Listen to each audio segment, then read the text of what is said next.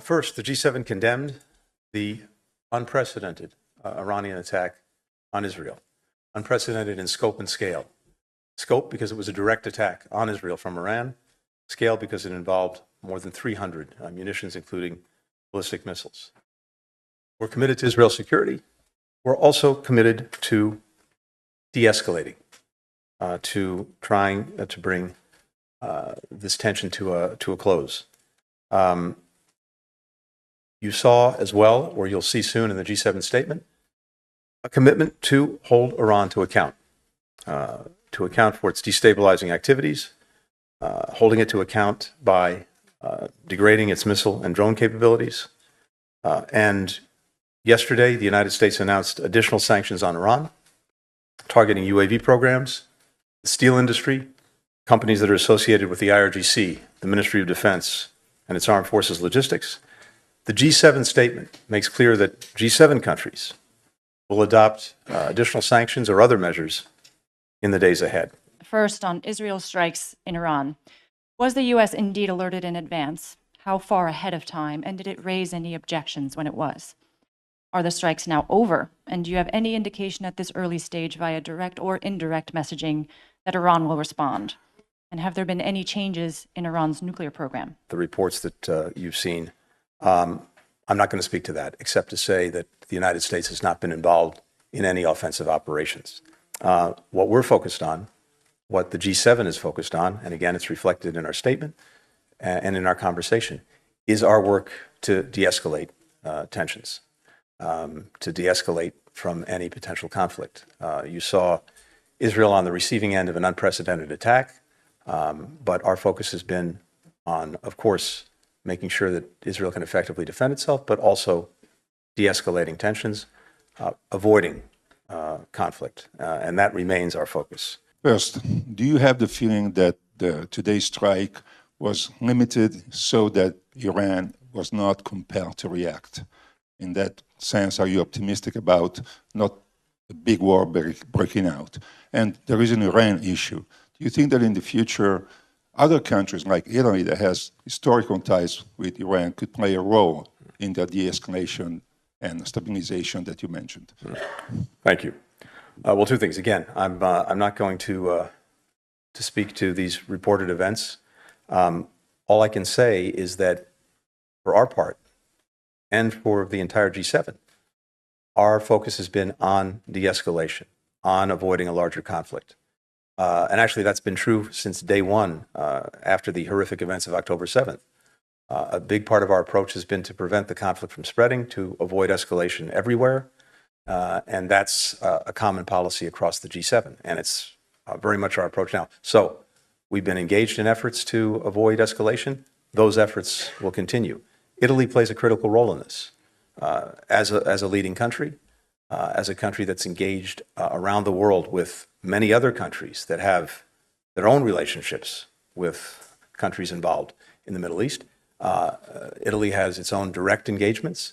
And I think what we've seen over the past 10 days or so, a couple of weeks, is that those engagements have been and remain very important to keeping things calm, to avoiding escalation, to preventing a larger conflict. Italy is an important player in this. It seems that both the Iranian and the Israeli responses were measured and calculated. Would you say that now we averting a major confrontation and a possible war? And what messages would the U.S. played in sending to both sides for restraint? And are we back to the proxy war? And if you allow me on Rafah, the U.S. position is very clear. You oppose a military operation in Rafah as long as there's no plan to evacuate 1.5 million Palestinian civilians. The Israeli government is adamant to go ahead. What is your understanding of the plan now, and what is acceptable for the U.S.? And finally, on the UN Security Council, the United States looks isolated yesterday. Your allies, close allies, France, Japan, and South Korea, both voted for admitting Palestine as a member. The Israelis, including Netanyahu, on the record saying they oppose two-state solution. So what is the path forward, and what message do you give to Palestinians and to moderates in the region if you truly want to isolate extremists? Thank you. Thanks very much for the questions. Let me simply, first of all, repeat what our focus has been and what it remains. De-escalation, avoiding conflict, and so yes, calling on all concerned to exercise restraint. That's what we've been doing over the last couple of weeks, and as necessary, that's what we'll continue to do. And again, that's reflected in the statement that you'll see coming from all of the G7 countries. On Rafah, we have been very clear about this. President Biden's been very clear about this. We cannot support a major military operation in Rafah. First, there are currently somewhere around 1.4 million people in Rafah, many of them displaced from other parts of Gaza. In the first instance, it's imperative that people are able to get out of the way of any conflict. And doing that, getting people out of harm's way, is a monumental task for which we've yet to see a plan. And not only getting them out of harm's way, making sure that they can be supported with humanitarian assistance if they're out of harm's way. But second, even if people are largely out of harm's way, inevitably there's going to remain a pretty significant civilian population in Rafah. And we believe that a major military operation with a large presence of a civilian population would have terrible consequences for that population. We are committed, as Israel is, to ensuring that Gaza cannot be controlled by Hamas. We've seen the devastation and destruction that have resulted from Hamas's leadership and the actions that it's taken. And well before October 7th, what it was providing, or rather not providing, for the Palestinian people made clear that its concern had nothing to do with the Palestinian people and everything to do with its objectives to destroy Israel. So making sure that Hamas cannot repeat the events of October 7th, that's something that we're united in. But in terms of major military operations in Rafah, it's something that we don't support, and we believe that the objective can be achieved by other means. We've been engaged in conversations at senior levels with Israel over the past couple of weeks on this, including as recently as this week. Those conversations continue. Finally, on the UN Security Council resolution. First, we are committed, the United States is committed to achieving a Palestinian state. We believe that that is vital to having long-term, sustainable, durable peace and security. And of course, it's the only way to fulfill the aspirations, clearly not in the interests of anyone, including the Palestinians, particularly given the contributions we make to programs that are vital to them.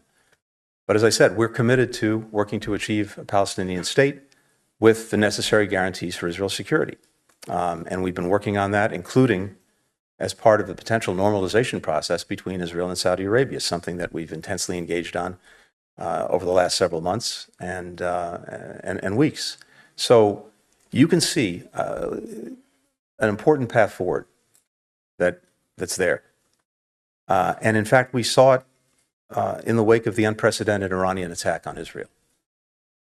You can see for Israel a future where a coalition of countries are working together to deal with the Iranian threat and to isolate it, with Israel that's integrated into the region, with normal relations with its neighbors, and a resolution to the Palestinian question, which is necessary to really deep root and achieve that coalition.